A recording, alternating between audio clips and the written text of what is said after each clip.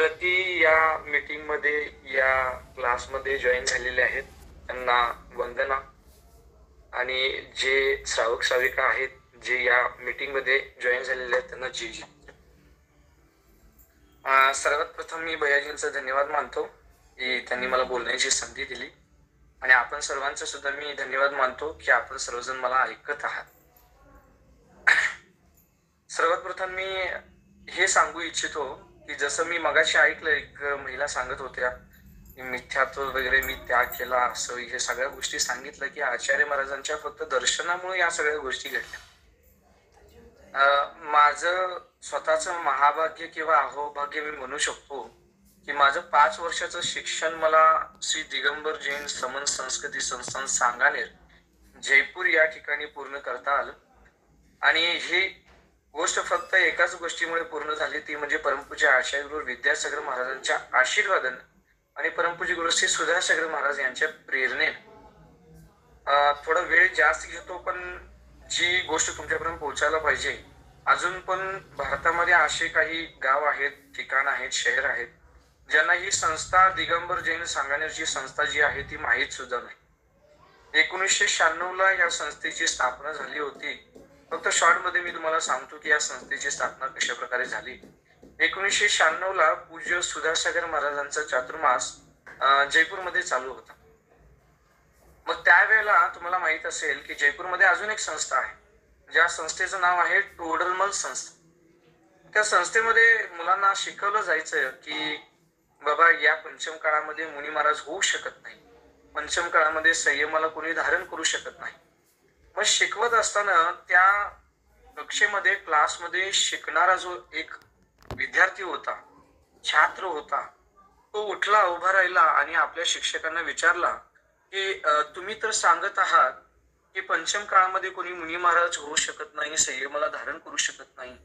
मग ज्या पुस्तकामधून तुम्ही शिकवत आहात त्या पुस्तकामध्ये महाराजांचा फोटो आहे, त्या फोटोचं काय करायचं? जे फोटो जिनवानीमध्ये लावलेलं होतं, पुस्तकामध्ये लावलेलं होतं, ते पूज्य आचार्य विमल सागर महाराजांचा फोटो त्या जिनवानीमध्ये लावलेला होता.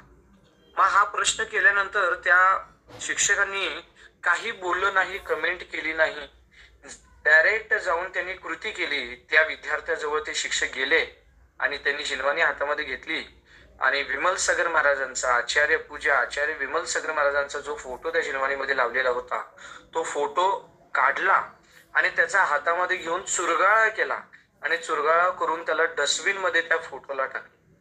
मग त्या विद्यार्थ्याने हे सगळं बघितलं, त्याला खूप वाईट वाटलं. तो मुनी प्रेमी, मुनी स्नेही होता आणि त्याच्या लक्षात आलं की 1996 ला पूज्य सुधासागर महाराजांचा चातुर्मास जयपूरमध्ये चालू आहे, आपण त्यांच्याकडे गेलं पाहिजे. तो मुलगा तिथं गेला. तुम्हाला माहित असेल काही लोकांना जयपूरमध्ये गेला असेल तर तिथं नसियाजी भट्टारक म्हणून आहे, भट्टारकजी नसिया म्हणून आहे. तर त्या ठिकाणी पूज्य सुधासागर महाराजांचा चातुर्मास चालू होता. मग तो मुलगा तिथे गेला आणि गेल्यानंतर सगळी घडलेली घटना त्यानं गुरु महाराजांना सांगितली.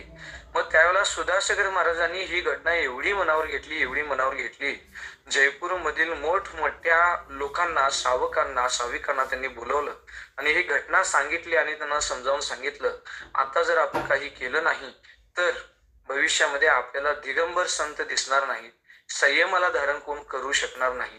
मग त्यावेळेला 1 सप्टेंबर 1996 ला पूर्ण जयपूरमधील जी मोठी लोक होती, जयपूरमधील म्हणा आणि आग्र्यामधील आमचे गुरुजी पंडित रतनलालजी वेनडा हे सुद्धा त्यांच्यामध्ये होते. या सर्वांनी मिळून 1 सप्टेंबर 1996 ला श्री दिगंबर जैन समन संस्कृती संस्थेची स्थापना केली. या संस्थेसाठी परमपूज्य गुरु श्री आचार्य विद्यासागर महाराज यांचा आशीर्वाद आणि पूज्य सुधासागर महाराज यांची प्रेरणा लाभली. 1996 ला स्थापना झाल्यानंतर आज तागायत त्या संस्थेला जवळजवळ 26 ते 27 वर्ष पूर्ण झाली आणि या 26 ते 27 वर्षामध्ये संपूर्ण भारतामध्ये जवळजवळ 1000 विद्वान शास्त्री शिकून बाहेर पडले आणि हे सर्व शास्त्री पूर्ण भारतामध्ये नव्हे तर विदेशामध्ये जाऊन सुद्धा धर्माची प्रभावना करतात. आणि ही गोष्ट फक्त एक आणि एकाच गोष्टीमुळे होऊ शकली, पूज्य आचार्य गुरुवर विद्यासागर महाराज यांच्या आशीर्वादामुळे होऊ शकली. मी 2009 ला त्या ठिकाणी शिकायला गेलो. 2009 ला ऍडमिशन माझं झालं. त्याच्या अगोदर मी 10वी पर्यंत गावामध्ये शिकलो पण गावामध्ये शिकत असताना मला नमोकार मंत्र काय आहे आणि नमोकार मंत्र शुद्ध कसे म्हणतात हे सुद्धा माहित नव्हतं.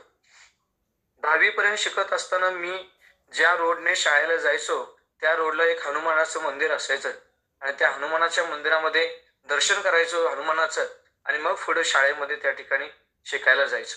असं माझं डेलीचे रुटीन चालू असायचं. आणि 10वी पूर्ण झाल्यानंतर मी गेलो सांगानेरला. सांगानेरला 1 वर्ष शिकल्यानंतर माझ्या लक्षात आलं की आपण जे करत होतो ते सगळं चुकीचं होतं. आणि त्यावेळेला खरं तर मला कळालं की खरे देवशास्त्र गुरु कोण आहे. आणि त्यावेळेपासून 11वीला पूर्ण 1 वर्ष शिकल्यानंतर 4 वर्ष पूर्ण कंप्लीट झाल्यानंतर आमचे अहोभाग्य असे झाले की पूज्य सुधासागर महाराजांनी स्वतः 3 वर्ष आम्हाला समयसार हा ग्रंथ शिकवला. आणि पहिल्यांदा मी 3rd इयरला आल्यानंतर शेवटच्या वर्षी आल्यानंतर रामटेकला ज्यावेळेला पूज्य आचार्य विद्यासागर महाराजांचा चातुर्मास चालू होता 2013ला, त्यावेळेला पूज्य आचार्य महाराजांचं दर्शन करण्यासाठी रामटेक मध्ये गेलो. आणि तिथं मला एक अनुभव आला. काय अनुभव आला बघा. मला एक आनंद वाटला की मी पोचलो संध्याकाळच्या वेळेला रामटेकला. मी आणि माझ्याबरोबर एक मित्र होता. आम्ही रामटेकला पोचलो आणि पोचल्यानंतर संध्याकाळची वेळ होती आणि एका दीदींची ओळख त्या ठिकाणी झाली आणि त्या दीदी म्हटल्या की भैया आप सांगानेर से हो तो आप कल चौके में हमारे आ जाइएगा, पड़घान में खड़े हो जाइएगा हमारे साथ. मग आम्ही त्यावेळेला काय केलं, ठीक आहे म्हटलं दीदींना. आणि आमच्याकडे जे सोहळं होतं ते केसरी कलरचं होतं. आम्हाला हे त्यावेळेला माहित नव्हतं. भैया जी आवाज आ रही मेरी? हाँ अरे ये थोड़ा हिंदी में बोलोगे तो लोग जुड़े रहेंगे, कुछ हिंदी के लोग कटने लगे. बिल्कुल. रामटेक में जब मैं आचार्य महाराज के दर्शन करने के लिए चला गया तब एक दीदी जी ने कहा कि आप भैया जी सांगानेर से पढ़े हो, शास्त्री हो, तो आप हमारे चौके में आइएगा, पड़घान के लिए हमारे साथ रुकिएगा, हम सभी लोग मिलकर के पड़घान करेंगे. और दीदी जी अकेले वो चौके में थी, अकेले पड़घान के लिए रुका करती थी. तो दीदी जी से हमने कहा कि ठीक है हम दोनों कल सुबह आ जाएंगे. हमारे पास जो धोती दुपट्टा था वो केसरिया कलर का था. तो हमें ये तो पता नहीं था कि केसरिया कलर का धोती दुपट्टा पहन करके चौके में खड़े रहते तो आचार्य महाराज उस चौके में आते नहीं है, ये पता नहीं था. तो हम लोगों ने रात के समय में वो धोती दुपट्टा सुखाने के लिए तो डाल दिया. सुबह उठ करके उसको पहन लिया और पहन करके दीदी जहाँ खड़ी थी वहां पे जाके हम लोग खड़े हो गए. फिर दीदी ने हमको जब देखा तो दीदी कहने लगी कि अरे भैया जी ये धोती दुपट्टा क्यों पहन के आ गए, केसरिया कलर का धोती दुपट्टा चलता नहीं है, आप बदल के आ जाइए. तो दीदी जी को हमने कहा कि हमारे पास तो दूसरा नहीं है, जो है वो हमने पहन लिया है, जो होता है वो हम लोग देख लेंगे, देखते हैं हमारे कर्म कैसे हैं. बस वहां पे चौके में खड़े हो गए. और जो एंट्रेंस है रामटेक के मंदिर का, जहां से आचार्य महाराज पूरा संघ विधि लेकर के चौके में जाने के लिए बाहर आते थे, उस एंट्रेंस के जस्ट बाहर हम लोग खड़े थे. पहले चौके में पड़गान करने के लिए हम लोग खड़े थे. और जैसे ही आचार्य महाराज आने वाले थे ऐसी हमें सूचना मिल गई. तो हम तीनों भी, मेरे साथ मेरा एक मित्र था और दीदी भी थी, हम तीनों भी पड़घान के लिए खड़े हो गए और जोर जोर से नमोस्तु नमोस्तु नमोस्तु कहने लगे. आचार्य महाराज के दर्शन मैंने जीवन में सबसे पहले रामटेक में किए थे.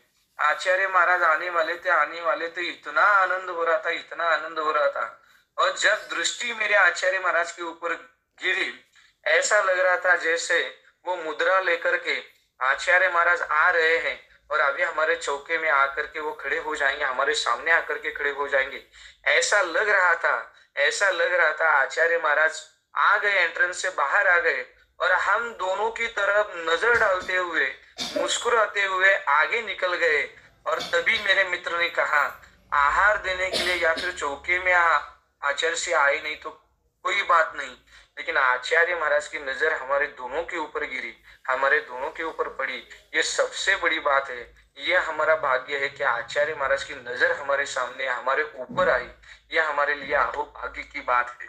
फिर वहां से निकल करके हम लोग आचार्य महाराज के चौके में तो जा नहीं पाए, लेकिन दूसरे महाराज जी को आहार देकर के वहां से निकल गए. उसके बाद जब खजुराहो में गए वहां पे पूज्य आचार्य महाराज के दर्शन हुए. फिर उसके बाद शिरपुर में जब आचार्य महाराज थे तो विशेष बताने की बात ये, सांगानेर के सारे शास्त्रियों को जितने भी महाराष्ट्र के सांगानेर से पढ़े हुए शास्त्री थे, उन सभी 50-60 शास्त्रियों को पूज्य शुल्लक से ऐलक से सिद्धांत सागर महाराज जी ने कहा था कि आप सभी लोग एक साथ आ जाइएगा, आचार्य महाराज से हम सभी लोग मिलकर के बात करेंगे। तब शिरपुर में जब चातुर्मास हुआ, दिवाली के बाद हम सभी लोग वहां पे पहुंचे, तो आचार्य महाराज का 10 मिनट का समय निर्धारित किया गया था। लेकिन जब हम कक्ष में पूरे बड़े हॉल में बैठे थे सभी शास्त्रीगण, और आचार्य महाराज ने जब बोलना शुरू किया, तब लगातार आचार्य महाराज हम सभी शास्त्रियों को प्रबोधित करते हुए 10 मिनट का समय दिया था, लेकिन 1 घंटा कंटिन्यू आचार्य महाराज हमारे लिए बोलते रहे। इतना अच्छा उपदेश उस समय पे आचार्य महाराज ने दिया, और इतना भाग्यशाली हम सभी लोग खुद को मानते हैं कि आचार्य महाराज ने इतना समय हमारे लिए दिया, इतना समय हमारे लिए निकाला। धन्य है वो गुरुवर, और हम सभी लोग महाभाग्यशाली हैं कि इतने अच्छे और सम्यक चरित्रवान गुरु हमें प्राप्त हो गए। ऐसे गुरु जी के चरणों में त्रिवार शुद्धि पूर्वक नमोस्तु करते हुए मैं 2 अंतिम पंक्तियां गुरु जी के चरणों में कहना चाहूंगा, जो भैया जी, पारस भैया जी बार बार कहते थे, वो 2 पंक्तियां मैं यहाँ पे दोहराना चाहूंगा। जो चाहने से मिले उसे चाहत कहते हैं, जो मांगने से मिले उसे मन्नत कहते हैं। जो चाहने से मिले उसे चाहत कहते हैं, जो मांगने से मिले उसे मन्नत कहते हैं, और जिनसे बिना चाहे बिना मांगे मिले उन्हें पूज्य आचार्य गुरु विद्यासागर महाराज कहते हैं। पूज्य आचार्य गुरु विद्यासागर महाराज कहते हैं। बोले परम पूज्य आचार्य गुरु विद्यासागर महाराज की जय हो। मैं इतना ही जाते जाते कहना चाहूंगा, आज जो भी मेरे जीवन में मुझे मिला है वो पूज्य आचार्य गुरु विद्यासागर महाराज जी के आशीर्वाद से और पूज्य गुरुवर सुधा सागर महाराज जी के आशीर्वाद से मिला है। मैं अपने पैरों पे खड़ा हूँ, मैंने अपना करियर बनाया है, मैं अभी एक शिक्षक बन गया हूँ, इसकी भी एक शिक्षक बन गया हूँ, एक अच्छा चरित्र रखने का विचार मेरे मन में आता है। ये सब कुछ होता है या फिर विचार आते हैं, इसका कारण एक ही है, पूज्य गुरुवर के आशीर्वाद हमेशा हमारे साथ है। ऐसे बहुत अच्छे विचार हमें आचार्य गुरुवर के आशीर्वाद से मिलते हैं, इसलिए हम सभी लोग धन्य हैं और बहुत महाभाग्यशाली खुद को हम सभी को मानना चाहिए कि ऐसे आचार्य के दर्शन जिनको हम लोग कहते हैं कि वर्तमान के वर्धमान हो। भैया जी एक 30 सेकंड, उसके बाद नहीं बोलूंगा। वर्तमान के वर्धमान जिनको हम लोग कहते हैं, ऐसे पूज्य आचार्य गुरु विद्यासागर महाराज जी का सानिध्य हमें प्राप्त हुआ। मैं यही चाहूंगा कि अगले जन्म में यदि मेरा जन्म होता है तो फिर से जैन कुल प्राप्त हो, पुरुष पर्याय प्राप्त हो, चतुर्थ काल में मुझे जन्म मिले, पुरुष पर्याय प्राप्त हो, और उसी पर्याय से मुक्ति प्राप्त हो, और उसी के लिए पूज्य आचार्य महाराज ने और पूज्य गुरुवर सुधासागर महाराज जी ने आशीर्वाद हम सभी शास्त्रियों को दिया है। हम सभी शास्त्री प्रयास करेंगे कि आचार्य महाराज ने जो हमें शिरपुर में कहा था कि आप सभी लोग शास्त्री हैं, जितना हो सके आप धर्म प्रभावना की ओर बढ़े और धर्म को छोड़ करके अधर्म के मार्ग पर कभी न चले। धर्म के साथ साथ अपनी कैसी उन्नति हो, इसी के ऊपर आप ध्यान दें। ऐसा पूज्य आचार्य गुरुवर जी ने शिरपुर में कहा था। उन शब्दों को हमेशा के लिए, जब तक इस शरीर में सांस है तब तक हम लोग इन शब्दों को ध्यान में रखेंगे और जितना हो सके उतना धर्म की प्रभावना करते रहेंगे। आचार्य महाराज को तो हम लोग हमेशा के लिए अपने जहन में, अपनी यादों में समा के रखेंगे। इतना ही कहना चाहूंगा और 2 पंक्तियां कहना चाहूंगा जो भजन के रूप में है। जिन्होंने सब कुछ दिया है हमको, हम उनको कुछ ना दे पाए, विनती हमारी है बड़े बाबा, विद्या गुरु फिर मिल जाए।